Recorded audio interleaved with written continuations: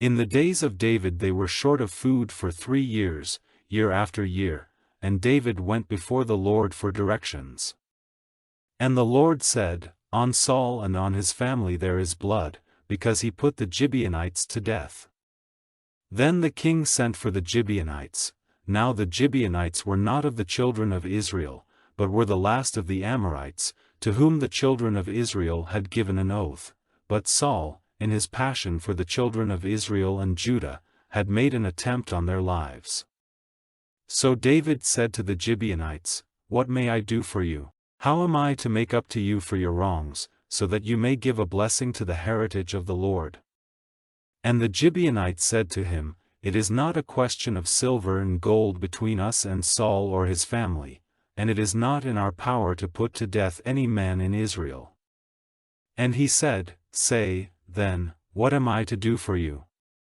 And they said to the king, As for the man by whom we were wasted, and who made designs against us to have us completely cut off from the land of Israel, let 7 men of his family be given up to us, and we will put an end to them by hanging them before the Lord in Gibeon, on the hill of the Lord. And the king said, I will give them. But the king did not give up Mephibosheth, the son of Saul's son Jonathan, because of the Lord's oath made between David and Jonathan, the son of Saul. But the king took Armoni and Mephibosheth, the 2 sons of Saul to whom Rizpah, the daughter of Aiah, had given birth, and the 5 sons of Saul's daughter Merab, whose father was Adriel, the son of Barzillai the Mahalathite.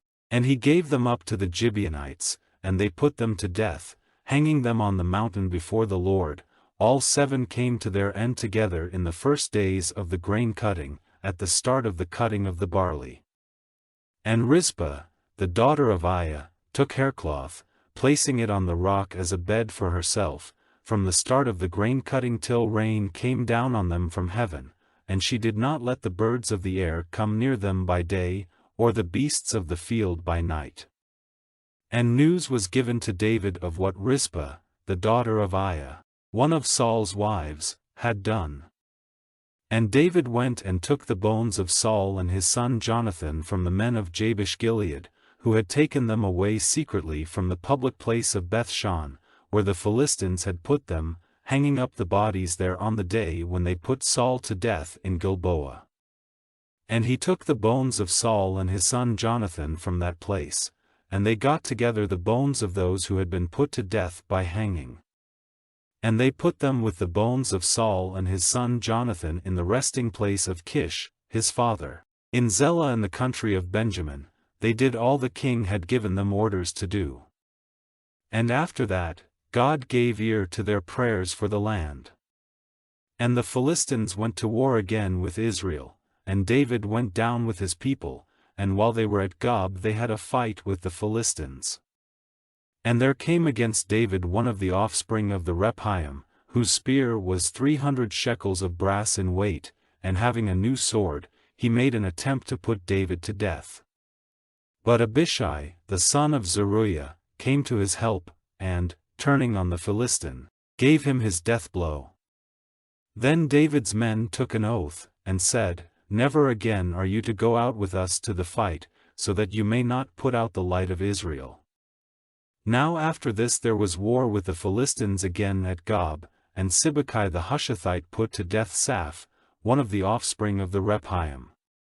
And again there was war with the Philistines at Gob, and Elhanan, the son of Jair the Bethlehemite, put to death Goliath the Gittite, the stem of whose spear was like a clothworker's rod. And again there was war at Gath, where there was a very tall man, who had 24 fingers and toes, 6 fingers on his hands and 6 toes on his feet. He was one of the offspring of the Rephaim. And when he was purposing to put shame on Israel, Jonathan, the son of Shimei, David's brother, put him to death. These 4 were of the offspring of the Rephaim in Gath, and they came to their end by the hands of David and his servants.